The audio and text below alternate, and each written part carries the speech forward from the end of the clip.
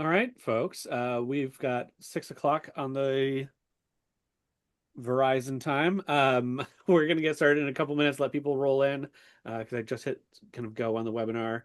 We'll do a little housekeeping up top, but just everybody get situated, get a drink of water, close your windows if you're in a flash flood warning at the moment, which many of us are, I think. Uh-huh. Um, And feel free Good. to, introduce yourself in the chat, let us know where you're joining us from or, where you found this event. We'd love to know.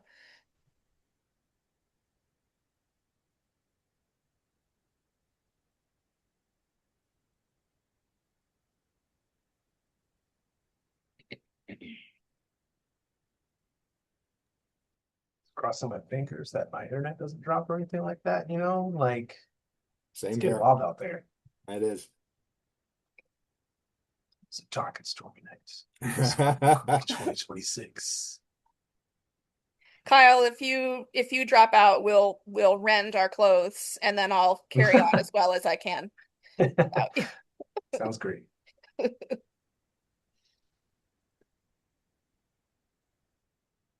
Ideally, the rending of the clothes takes enough time that you're able to get back online and we don't have to cover Yeah, for fingers it. crossed. No. Gail from Hello, Wilmington. Gail. Hello, Gail. Gail is one of our longtime writers. She's just wonderful. We're so happy you're here.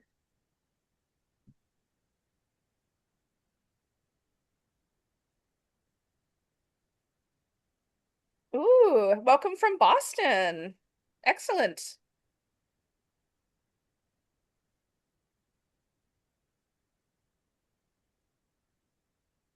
Frederica. She has a new memoir out, by the way. Frederica Meester, we've reviewed at BSR. You guys should check it out.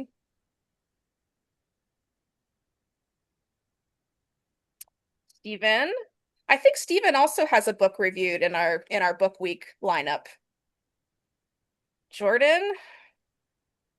Hello, neighbor. 4 states so far, if I'm paying attention correctly. Not bad. Westchester, welcome. Erica Smith also reviewed. Oh yeah, yeah. That's another one I'm really excited for. I've got a lot of authors in the Ooh, chat. we That's got cool. we got West Coast. We are bi-coastal. California. Wonderful. Hello, Sid.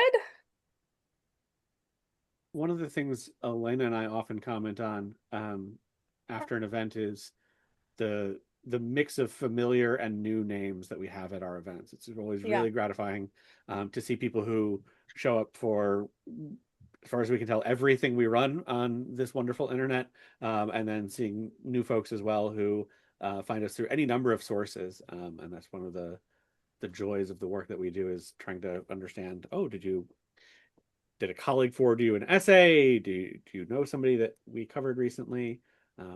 What's your path to finding Broad Street Review? Lovely stuff. Shall we get going with a little intro from you, Neil, and then dive Yeah, in? sounds good. Great. And folks, just so you know, we are recording this. There's some folks who wouldn't be able to attend live, and so hopefully we can include some language that reflects that not everybody is seeing this in real time. I am Neil Bardhan. I'm the executive director at Broad Street Review. I've been in this role since late 2018.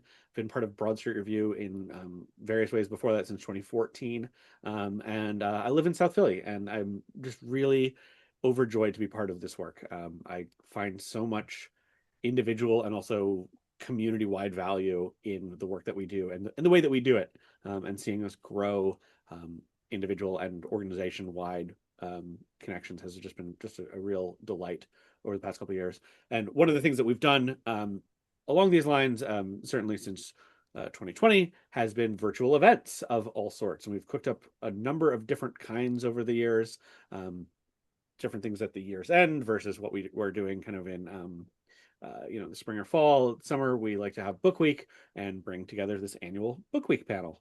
I didn't do my homework to figure out which year of book week panel this is, but it's Elena says 4, Kyle says 4, I knew it was more than two, and I thank you both for having the specific number ready to go.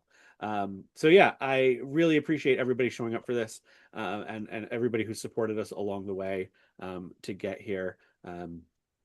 Great number of staffers and writers who've been here. Want to shout out Sid Schechter, our publisher and president, is in the chat. Hello, Sid. Thanks for being part of this as well. I do have two of the most exciting, potentially, pieces of housekeeping to do. Elena knows exactly what's coming, which is now is the time for us to draw names for the giveaways. So the first giveaway I'm going to do, because it's the tab that's open nearest me at this moment, is the giveaway of the Liz Moore book, which is this was open to everybody who registered for this event, whether you're here enjoying my voice in real time or not. I'm going to use wheelofnames.com. If you've never used it, it's really the best website out there these days. Click to spin. I've got every 28 names in there. Let's see here. It's spinning. It's spinning. Different letters.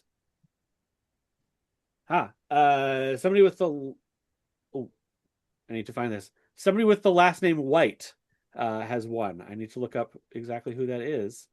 Hold on here. No, I have to do that in another window. Sharon White. It's Sharon White. Congratulations, Sharon White. You have won a book. I'll figure out those details with you over email. I think Sharon White is another one of our Book Week authors, which is How about really that? Cool. Yeah, there we go. Yeah, we reviewed her new novel. Mazel, Sharon. All right. And now I switch tabs to a different random name generator. And this is a novel idea gift card giveaway. You'd think that I would write a script for this beforehand, but no, folks. I am just flying by the seat of my pants based on what I've read on the internet today. And so this is from comments on a particular Instagram post. We've got about 8 names here, 8 Instagram usernames. Click to spin. It's doing its thing. This is always so funny when it's like not a regular. Alana Kahlo. Alana Kahlo is the winner. So I'll be in touch with them about this and figure that out. So if you're not already following us on Instagram, what are you doing in your spare time? Follow Broad Street Review on Instagram and look for particular post shout outs, event information, clips from our video interviews, podcasts, you name it, as well as a number of other things that we share from around the community. Elena. And I also, we currently have a giveaway on the Broad Street Review Instagram. You can win a copy of each new book from our panelists. So go to our Instagram, you'll see that post pinned. Just follow, it's real easy. You follow the instructions on that post, you can enter to win. That contest is open, I think, through Saturday for the duration of Book Week. So if you're in the room, if you want to win the books by the panelists, head to our Instagram and you can enter that giveaway. Excellent. This does it for me at the top, as far as I know. I would be remiss, though, if I didn't say please donate to Broad Street Review or share the good word about our work. We really do need our supporters, whether they're $5 a month, whether they're $20 once a year, whether they're $3,000 a month. Whatever people want to contribute to us is incredibly helpful to paying our writers. We have a very lean budget. I like to say we don't even own a pencil, and so your dollars fund our work getting done and getting in front of you again. Elena, am I forgetting anything? I don't think so. I think we're good. Good. Let's head over to Kyle. Kyle, all yours. Ooh, all right. Welcome, everyone. You can see the lightning in my window. It's crazy out there. Hello, everyone. Welcome to BSR Book Week 2026, the 4th table, as we established. Yeah, we've got our panelists here. I'm going to let them do the whole introducing thing, but like real quick, because we're talking about how many authors in the chat. It took me a second to remember that I'm also an author, right? I keep forgetting that sometimes. That I wrote a book. It's 10 years old at this point, so sometimes I just forget. And I was just like, oh, I didn't do anything for my 10th anniversary. So yeah, I don't know. I'm gonna shamelessly plug the recital. It's on Amazon or other books places that they're sold. And yeah, check that out. But anyway, enough about me.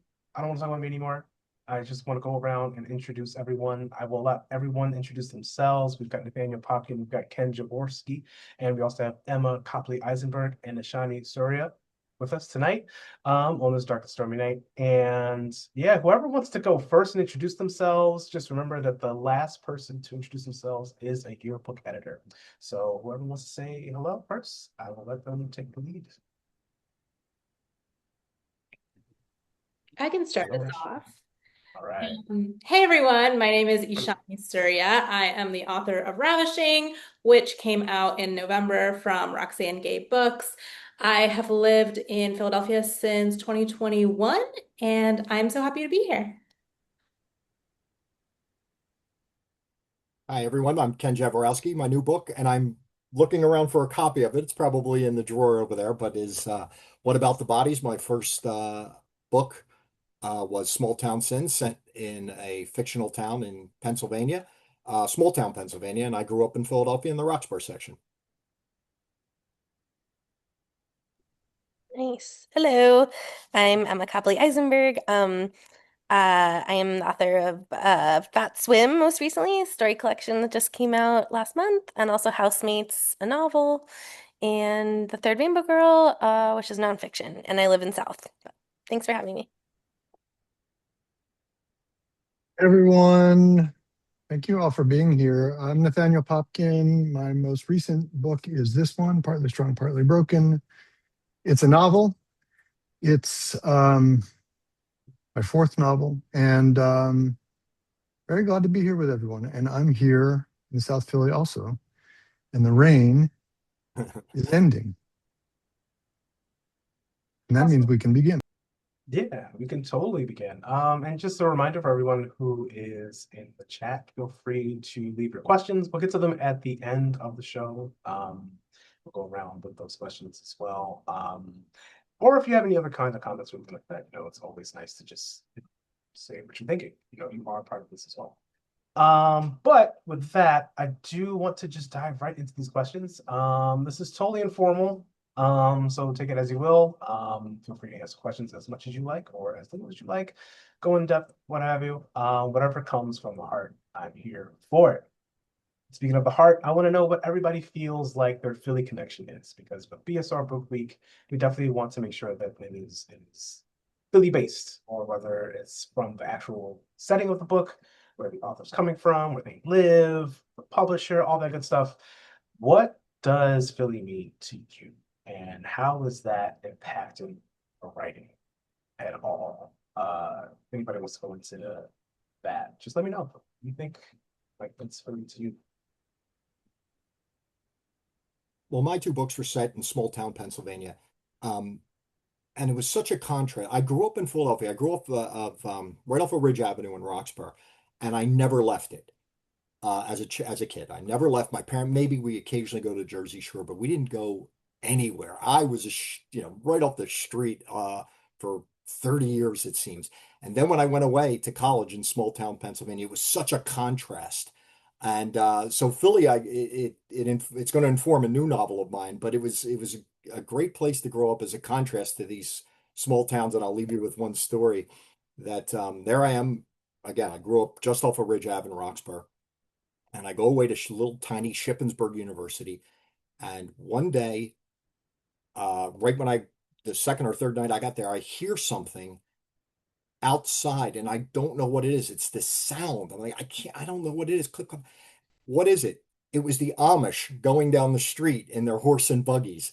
And here's this guy who never left Philadelphia in his life, seeing the Amish. And it was such an eye-opening experience that there was another world out there. Because when you live in Philadelphia, or at least for me, it felt like that was the center of the universe. And to leave it was a revelation to me. So anyway, that's how Philly informed some of the small town experiences I had. And hopefully in the future, I have a Philly novel that an editor is looking at now. So knock wood. Oh, Erica, great. Clickety clack. I love that in the comments. And Yeah, I think Gail, that's Shippensburg near Claren. Yeah, I think it's really interesting because I think for me too, growing up, I never really left West Philly.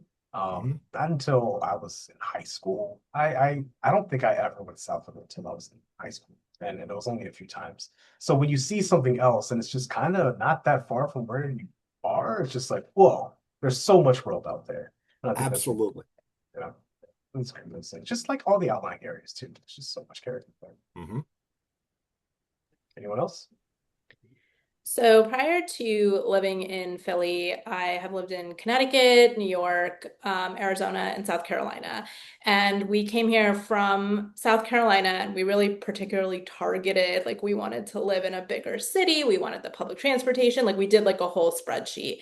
And I think part of me felt that I would like leave here after 2 or 3 years, as I'd kind of done to everywhere else. And as I've recently told Emma, I think this is going to be the place that I'm going to stay for a really long time.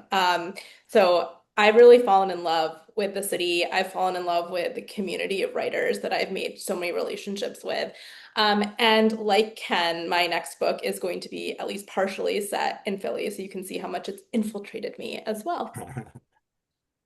What was the moment when you knew Philly was the one? What was the moment when I what, sorry? When you knew Philly was the one. Oh, so it really happened like 2 weeks ago when I Nice. discovered that my apartment was going to be sold, the apartment that I'm renting is going to be sold. And I had this moment where I was like, well, that's really a bummer because I really was seeing myself living in this apartment for many years. And then I realized, okay, well, that's it then. I need to just find a new place. Nice. Uh, I've Philadelphia has been subject, object, setting, um, object of much history exploration, and is sort of been the thing that I've explored in my work in multiple genres over a lot of time, with the exception of this latest novel, which is not at all set in Philadelphia and draws nothing upon Philadelphia. And the observation I will make about that is it's very liberating. So maybe it was sort of like leaving to go to away to college. That's the feeling I had upon writing this novel. But yeah, Philadelphia has fully infiltrated my work for a very long time in ways that I think has been very purposeful and intentional, but also a bit of a wrestling match. And I don't think I won. So there you go. That's right. Yeah, there's a little bit of like drama about this because I guess That's what it's we're here like, for. yeah, WHYY did like a video or a little interview that I did for them, and they were like, um, the one of the hosts asked like why I set all of the stories in Fat Swim in Philly, and people in the comments were like, you would never ask a person from New York like why all of the stories in their book are set in New York, which I do think is true, but I kind of do appreciate that he asked the question. It allowed me like the energy and chance to think about it. And so the book that's out most recently from Random House Fat Swim is all the stories are set in, someone called it the Philly diaspora, which I feel like is correct. It's like Philly plus the Jersey Shore plus yeah, sort of central PA. And the book is mainly about like the great mystery of being a person with a body. And I think Philly is such an embodied city, was what that question prompted me to think about. It's like a city where we're always like in the street talking to folks. People are on their porches, people are on their stoops, folks are yelling at each other. The row homes, like we physically are touching each other all the time. So I think for this book in particular, it was like the immense like public nature of Philly as a city, and how loud and sensory it is that is the reason that all the stories needed to be in the Philly diaspora. Let's talk about that real quick too, because I actually have thought about this before, where I feel like Philadelphia is probably one of the only cities in America where people are like, ask questions like this. Like, why is Philly so important to you? Why are you setting your story here? And I'm not sure what exactly it is. I think it could be a multitude of a lot of things, but I think at the same time, it's at the bottom line. I think we're such an underdog city. We're what, one of the top five most populous cities in the country, and yet people always number six. See, that's crazy. Six, and there's just so many people living in the city, yet we get overlooked all the time. And I think we're all just kind of tired of it. And I think it also lends to the fact that there's just so much identity here that people don't know or see or recognize. Does anybody have any feelings about that or anything else to add? Is there something else? Do you feel like you've seen that kind of characterization in other places, cities, towns, and America, world? What are your thoughts? Yeah, I would say that first of all, we often say we're special because of X and different from other places. I'm not entirely sure that's true. We like to think we're very special and very weird and very particular. And yeah, that's probably all true, but I think probably all places are. At the same time, there's something exceptionally intense about living here. It is a hard, demanding place, as Emma said, something about the row house structure, the way we are on top of each other at all times. And also, for me in my work, the most important thing in regard to all of this is the layers of history that are legible and available that you can practically trip over, and they're complicated and they're always speaking to you. And that to me, maybe if for me, that's what the special part is. I mean, there's assholes and impossible people everywhere and wonderful people everywhere.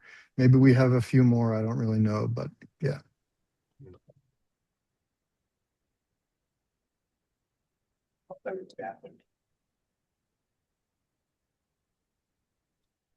Well, so let's actually talk about books then, right?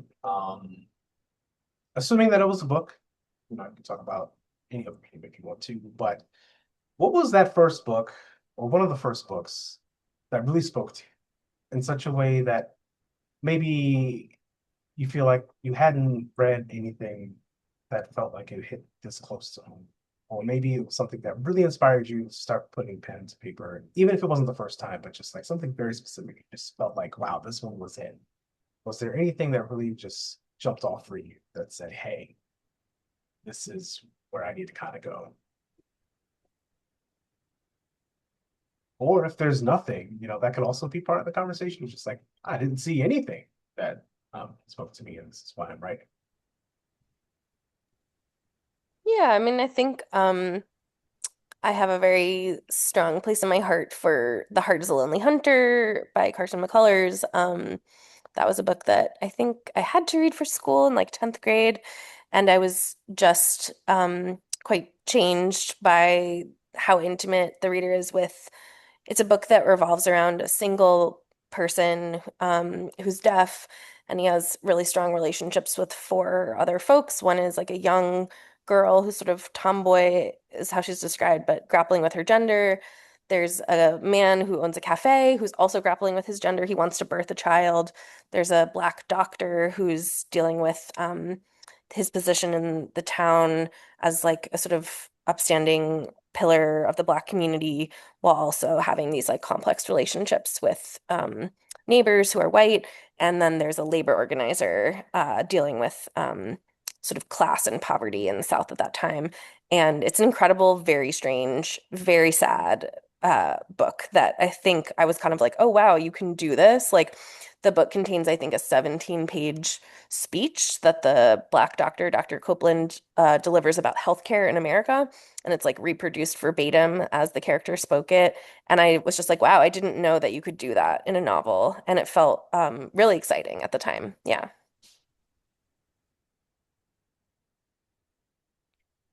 I think I have the sort of literary answer, and then there's the children's book answer too. So, the literary answer is that I remember coming upon Cat's Eye by Margaret Atwood in my sixth grade library at school, which I don't understand why that was in that library. But it's a book that details a really complicated female friendship and then a marriage that's falling apart.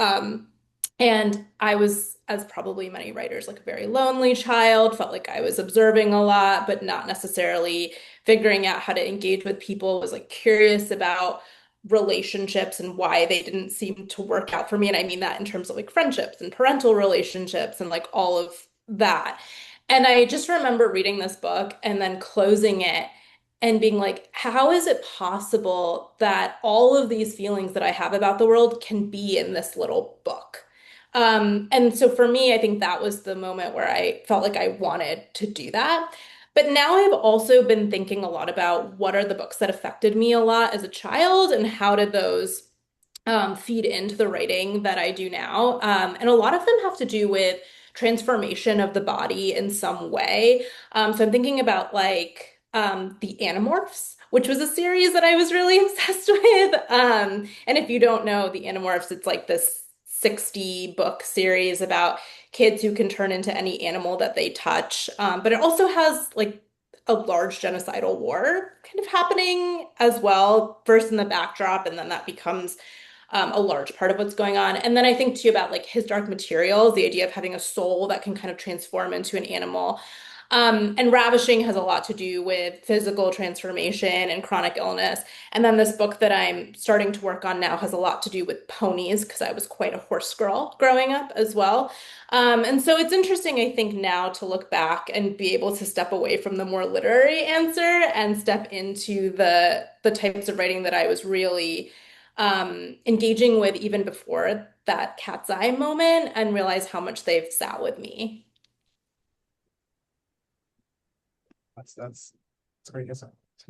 I miss Animorphs so much. I think they're remaking it into another TV show. Are they? Oh, right. Nice. I'm gonna look that up later. Anyone else? I think if I talked about my favorite books, we'd be here for 3 or 4 days, and I'm sure we all have a million favorite. And I really feel there are 3 or 4 that changed me and changed who I am. And again, I'm sure we all have similar experiences. But what's been on my mind lately, and boy, I hope I don't choke up during this, is my mother. My mother passed away last year, lived a great life and a long life, and this bedrock memory I have of her is saying when I was young, and if I wasn't too young, it was probably 10, 12. And we both read Charlotte's Web. And at the same time, oh, can you hear the thunder? Right when I mentioned my mother. And after, so we know what, of course, what reading is. It's a solitary event that we undertake. And we read these things and we move on. But my mother had said to me after we had both finished the book, she says, well, what did you think about it? And the next thing I know, we had a long conversation. And again, reading is this solitary thing, but we sometimes forget that it can also be a community thing. And that, look, we're here right now talking about that.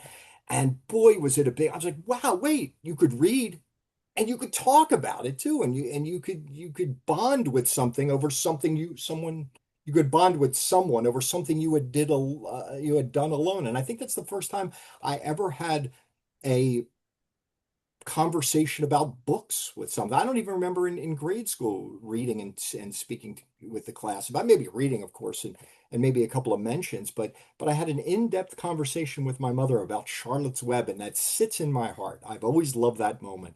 So if you want books that affected me, there are many, but what really affected me is if someone asked me what I thought about a book. And I thought, wow, someone cares about my opinion. And that was my mom. And if you want my favorite book, um, The Razor's Edge by Somerset Maugham, which I've been also thinking about lately. It's a book that I really, it seems cliche. I'm sorry to say a cliche, but it really did change my life. And I think it's a book that deserves rereading. And I've reread it 3 times. So if anybody, and it's not that this is a great selling point, but it's thin and you could read it in no time and reflect on it too. So, um, Somerset Maugham's The Razor's Edge is my favorite book. Yeah, that really Um, echoes to what Eshani was saying about, being the observer, but not really getting to engage beyond that. And I think that's something that, a lot of people might be feeling now in a contemporary sense. I think we spend so much time on our phones or whatever, on social media, Oh, what have you, absolutely. that we're not really actually speaking it out, vibrational message, or just having that, that friend or having that book club, with your friend or friends or people that you don't know, I think it's really important like to have spaces like this where people are just like talking about the whole thing, Mhm. you know, and we all just want to talk about it, like what we're reading, what we're writing, enjoying, engaging with, because that helps us to understand it. You know? So And I that's know a what- lot of people talk about, oh, the internet takes so much time away from reading. And gosh, you ever go on the Goodreads, or did you ever go on to some of the Facebook groups which have 1 million members and people are talking about books? And so I'm just trying to look on the bright side of it, that there are people who will. I've certainly gone onto one of these Facebook sites and gotten recommendations and certainly read books from them. So it's a double-edged sword. Maybe of course, it does take time away and probably steals our attention. Yes, this is absolutely true. But I also think there's a lot of good out there too. I mean, there's people I would have never spoken with about books, and books I would have never read unless they were recommended to me online. And It's a Book Talk, great pleasure. yeah, Book Talk too. It's a great privilege to be able to talk about books, you know. Um, Elena asked in the comments what book want you read over and over, and there I have several, and I have many formative books, but um, the one that's most recently impactful is The Leopard by Giuseppe di Lampedusa, which is a book I do read and reread, and have for many years, in part because it is such a meditation on melancholy, if you can have a meditation on melancholy. I guess you can have a meditation on melancholy. So, and that's what it is. It's about time and change and a shift that's happening that's painful and agonizing and beautiful in a society that has been unjust and will become unjust in new ways. But so The Leopard is that book for me, and it became a model for the novel I just wrote, for Partly Strong, Partly Broken, which also attempts to identify a moment of societal change. And so the Leopard was my, I wouldn't say companion, but as it's been there for me for a very long time, a reference of a certain sort. And those books are so important in our lives. They're just sitting next to us on our desks, and there's no separation. Emma, did we get to you on the question? Yep. We Thank did, right? Okay, awesome. So that's everyone. Awesome. So let's talk a little bit about your books, specifically what the process was like, some of the hurdles that you kind of encountered along the way, some things that you might not have expected, with all that. What was it like to write a book, like, and to actually to finish? Because I think a lot of us probably, Chad especially, we all have gotten to the point where it's like, oh, we want to write something and we don't get to the finish line. So what was that process like? What got you to the finish line? And what were some of the things that were just like, oh, I don't know if I can make it to the finish line? I have jokingly said, but not so jokingly, that I didn't write my book. I edited it. Because in the past, I believe me, if I could probably go into this desk drawer down here and find 3 or 4 old novels that are rightfully collecting dust, because I used to sit there and dwell on them, and I used to try to craft the perfect sentence and try to make everything sound. And I kept failing. I failed. And I'm an editor by trade. That's what I do for a living. And I said to myself, go as fast as you can. You don't stop. Don't sit there and dwell on the sentence. Go, move. You could always go back later. You can always go back and edit it. And that made all the difference to me. If that's the biggest, maybe hopefully it could help someone else if they need it. But that was the biggest secret to me. I have to jokingly say I didn't write it. I edited it. I wrote as fast as I could. I wrote my first novel, my first published novel, Small Town Sins. I wrote that in probably around 5 months, 6 months, and I spent another 3 months editing it. I went as fast as possible. You could always go back. You can always go back. And if I can give a second piece of advice, stay off the internet. There are times you will go down a rabbit hole. I'm trying to find the capital of a country or something like that. And you go online, and next thing you know, you're looking at new sneakers at Macy's, because you will go down that rabbit hole. So I tried to stay off the internet. I got a computer where I didn't have an internet connection, and that was to get me away from that and to save time. So to me, in the past, I spent 2 or 3 years on a book that would only fail. It wouldn't even get it, couldn't even get an agent to look at it. This I got, again, wrote it somewhere between 5 and 7 months, edited it in 2 or 3, and that made all the difference. Yeah, I love that. And I love that you got a computer that doesn't connect to the internet. Fascinating. I think that I didn't even know you could do that. Um, I Fat Swim is my third book, but in many ways it was supposed to be my first. That was the one that I thought, like you get an MFA in fiction and then you write a collection of short stories and like you're on your way. And that's the book that my agent first took me on for. Everyone was like, a debut, that's going to be your first book. And I was like, yeah. And that's just not how life turned out. Like I wasn't happy with the stories. I didn't feel they were strong enough. And then the world changed and Trump was elected. And I felt really strongly that I wanted to be part of conversations that I felt like I could participate in and more effectively by creating new knowledge via nonfiction rather than like telling my little stories in fiction. And yeah, so I've been working on Fat Swim actually for about 12 years. It's both my oldest book, like it contains my oldest published fiction and my newest rawest words that my editor had to like pry out of my hands. So it's a very strange book in that way, and I think it's been actually really cool and beautiful, and I've had to fight really hard for it because books of short stories are really not valued in the marketplace. And I really believed in them, and I had to, it was really an exercise in like dedication and self-advocacy to get it out into the world. So yeah, it's very satisfying to see it come to fruition. And there's stories that are really, I had to become a different person, I think, to write this book as it is now. So in many ways, I'm glad for the extra time to become that person. Yeah. Yeah, I really resonate with this idea of who you have to become to write a book. I did have the idea for Ravishing when I was in graduate school, although back then it was like a creepy razor that you could use to peel your skin off, which it no longer is. So if you are grossed out by that, you can still read Ravishing.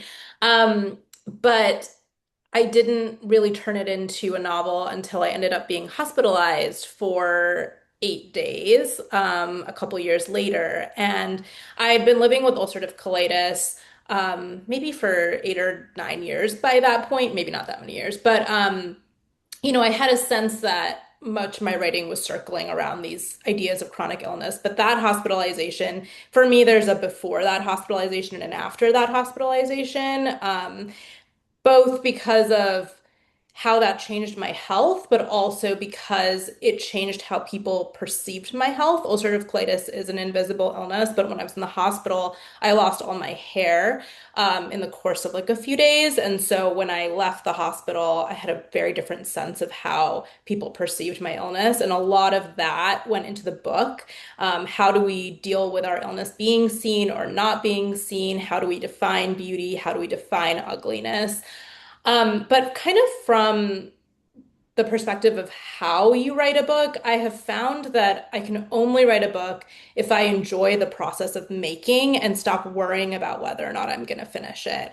I used to be someone who desperately wanted to outline it and have it be perfect. And I got bored. I wasn't interested in what I was doing because I wasn't asking a question of myself and then getting on the process of trying to answer that question. So I have let go of the idea of outlining. I have let go of anything that would be a tool to help me actually finish and just thinking about how there's a lot of joy in the process, which I know sounds a little cliche, but is truly the only way that I think I'm ever going to be able to make something that I actually feel represents who I am and what I'm concerned with in the world. I love that. I remember when I was drafting my first book, Song of the City. It's probably like 1999. And I just remember the feeling of writing a sentence that I still love and the energy that I felt inside of my body that basically lifted me, like I practically ran 10 miles just from that feeling. And that was like the moment that I knew that there was something that I was in love with doing. And it's very embodied. Good Lord. Partly Strong, Partly Broken started off as I wrote a novel sort of like Ken very quickly in 3 or 4 months and finished it in June of 2023. And the idea behind it was, oh, the Jewish community that's fracturing and dividing and fighting and falling apart because of colliding views about Israel and Palestine. And this was just something I was absorbing in the air, and I turned it into almost a satirical novel that I finished and was just about ready to be sending out in the fall of 2023. And the world then changed. And I was left with a manuscript that was it was no longer relevant. It was not relevant, nor was it suitable in any sense of the word. So it required a lot of meditation on what to do and reflection about what to do with it. And then I sat with the characters and stayed with some of them, not all of them, and they helped me through the second version, which is what we have, which ends on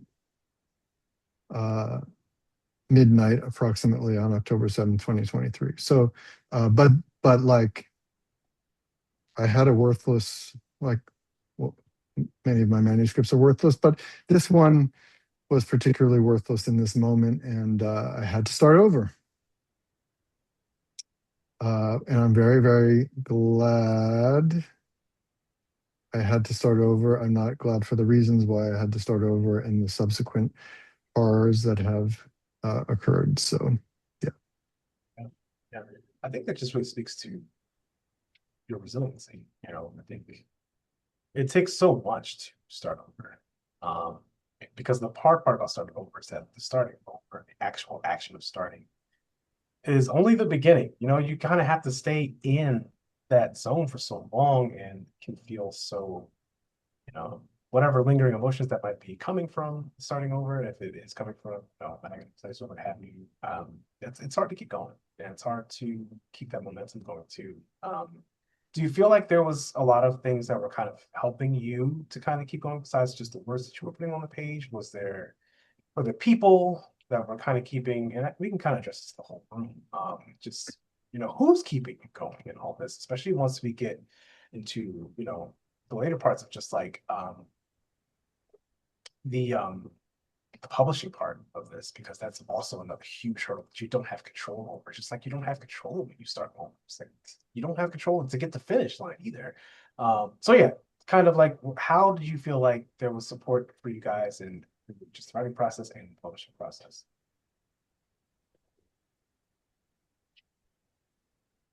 After my book came out, I spent a lot of time talking to my therapist about whether I even liked writing because I felt like all of the industry pressures had collapsed me into a smaller version of myself that had kind of forgotten how to do the art that I cared about. And really, what I discovered was that I have a better day when I write and I have a worse day when I don't write. And it's really it's that simple for me. That's the thing that keeps me going, is that it's ultimately for my well-being to be writing. Well, I could piggyback right on that. Exactly. It's has to be fun for me. It has to be fun in some way.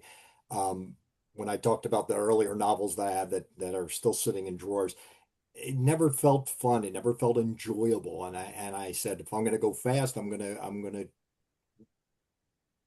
enjoy this too. And I hope, knock wood, that comes across to the reader as well too. So I totally agree. I mean, I think that we are um, approaching a very significant crossroads in the way and the landscape of American publishing. I mean, literally just today and yesterday, several new things came out about legacy publishers and magazines publishing work generated by AI, from Granta to Riverhead Books. And I think that seeing significant developments in labor union practice, like we now have HarperCollins, which is fully unionized. Hachette is unionizing, and that is a huge deal for authors as well as publishing folks. I think we're coming to a place where, like, I think I'm gonna see, like, in my lifetime, I think we're gonna live to see the day that the people who work on our books are paid a living wage for what they do.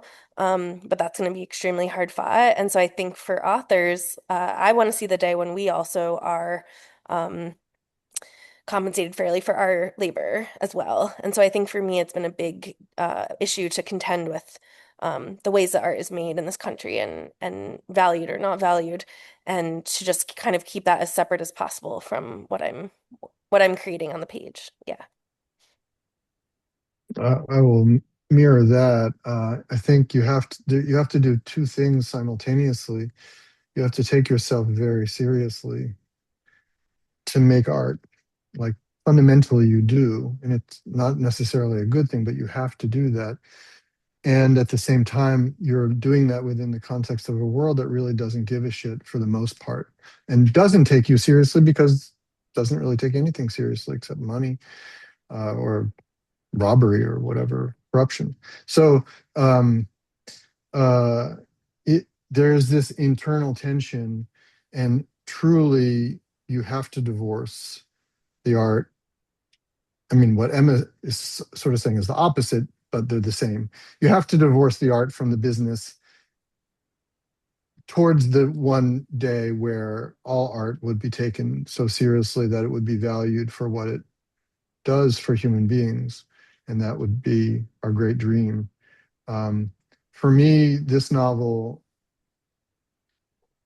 I was able to start over with this novel and bring it to completion simply because of community, the people around me, the people who work with me, the people who helped me figure out how to frame it and make it into something worthwhile. And there's no replacing that. That is the most beautiful thing in this writer's life, for sure.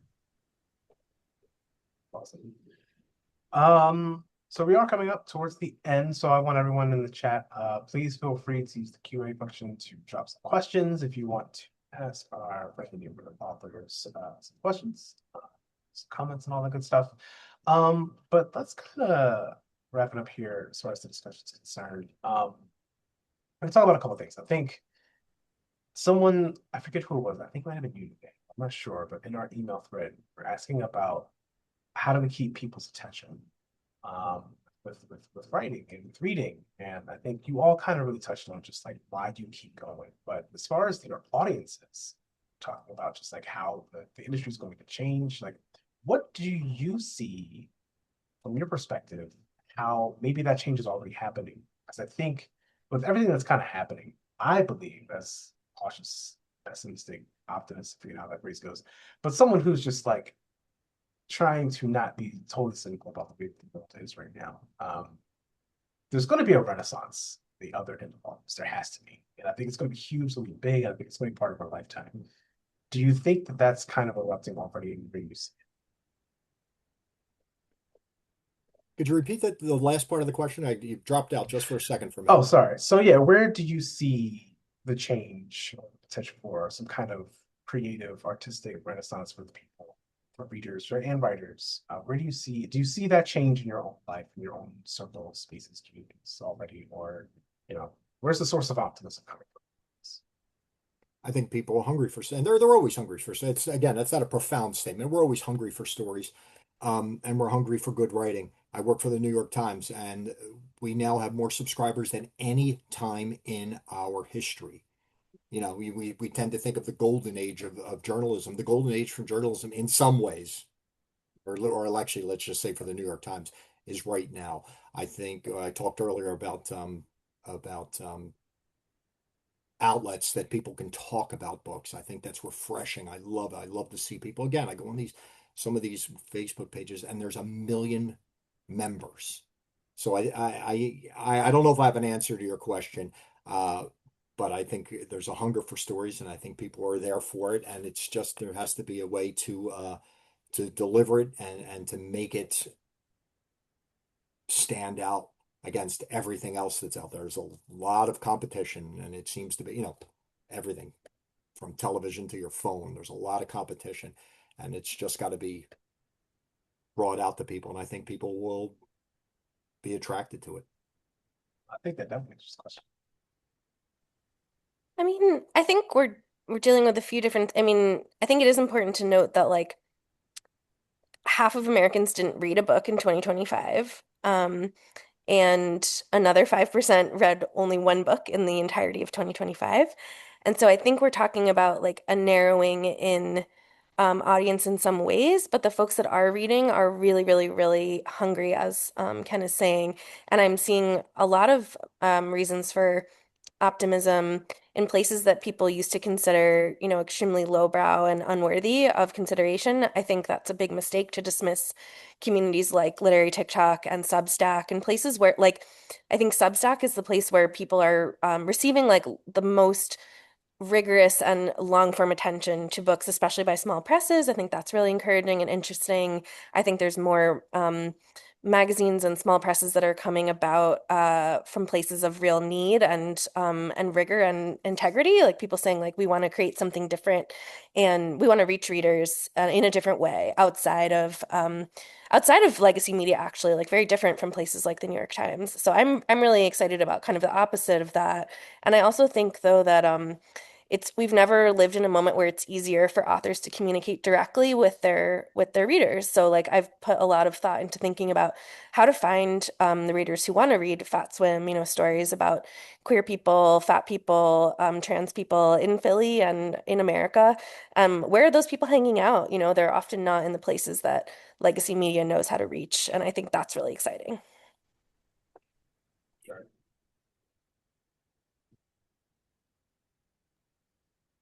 Um, I wouldn't talk about Renaissance. I mean, I think they're already starting to talk about the revival of the humanities because of AI, creating a sort of system-wide need for people who can think, since AI is already having an effect on people's ability to think.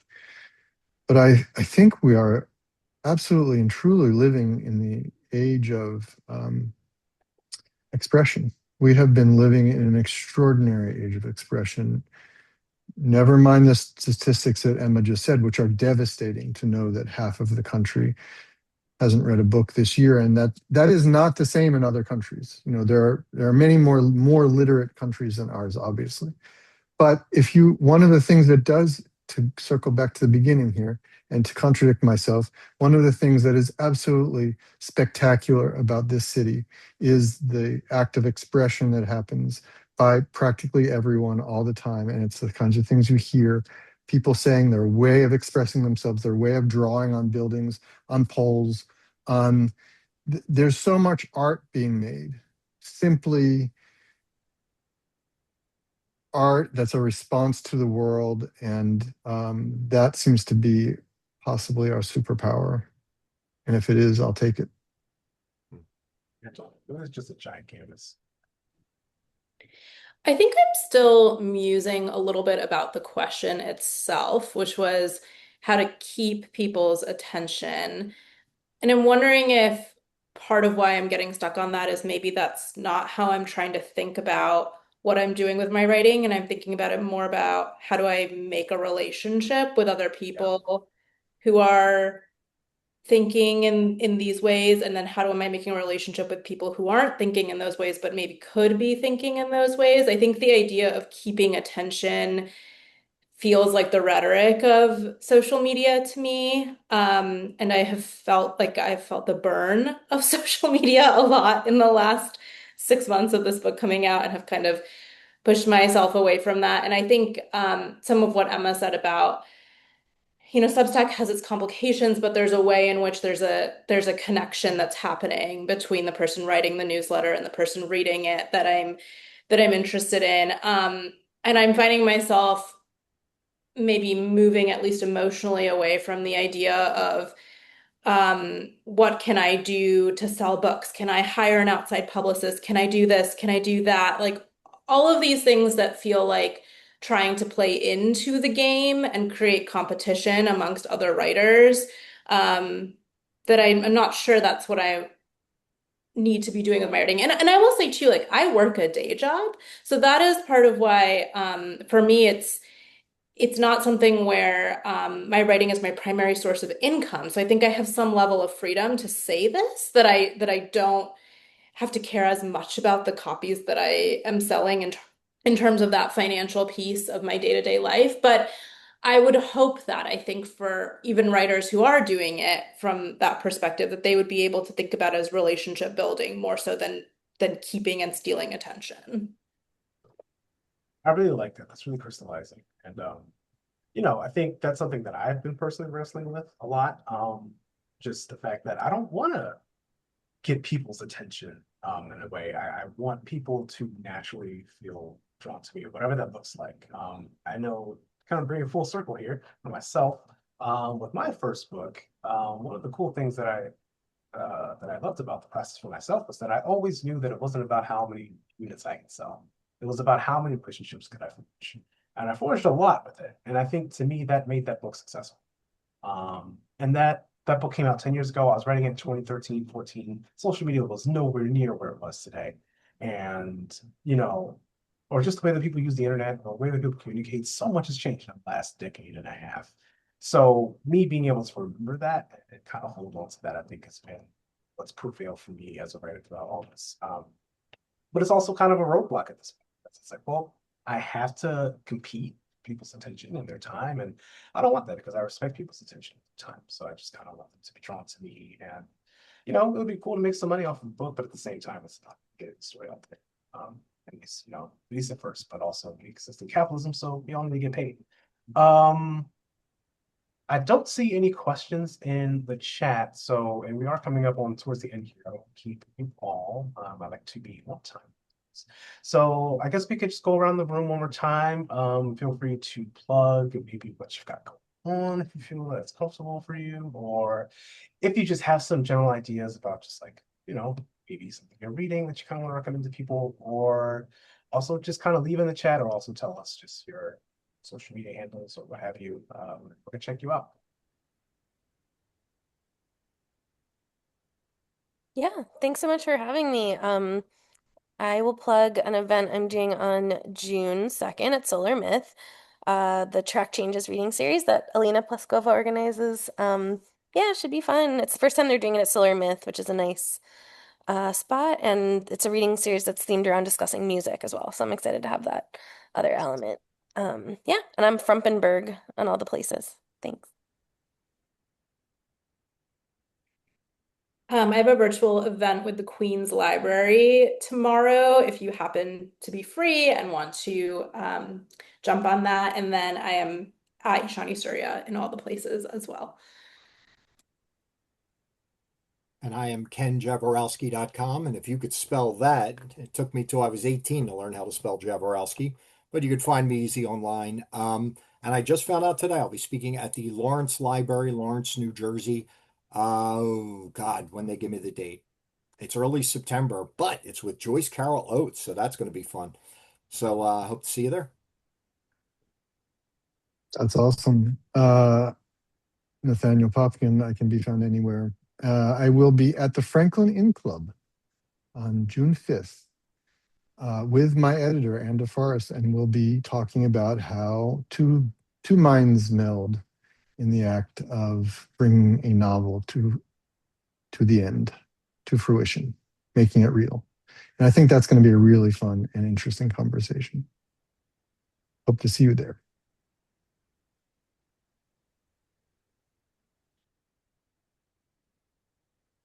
Right. Well, I think that about does it. No questions, guys. That's interesting. maybe because we answered everything so thoroughly. This is a fantastic conversation. Thank you all so much for your time tonight. It's really been a pleasure. Just kind of, I definitely have some gems that I want to spend some time tonight digesting and integrating. And yeah, I don't know if Elena or Neil, if you have any concluding thoughts, points, touch base on anything, but otherwise. I can Yeah. jump in real quick and just say, how excited I am to have these amazing authors with us. When we hear you speak, we get such insight into your work and we're like I feel so fortunate, that you're in our network. Thank you. And everyone who's here, I want to plug our BSR Book Week, our fourth annual BSR Book Week, not just this event, but we have a huge roster of awesome book reviews live on the BSR site, including books by many of the people who are in the room tonight. So go check those out if you haven't already. We love connecting with Philly's literary community. Yeah, shout outs to everybody in the chat. Thank you all for coming through. Thank you for writing. Thank you you for all being who very you much. are every single day. Appreciate y'all. I appreciate you all. I appreciate me. I appreciate everybody. Let's do this thing. Let's be great writers. Let's tell the world our stories, and let's keep on trucking. All forever and ever. Thank you guys. So fun. Thanks, everybody. Really appreciate you being part of this. Was, thank you.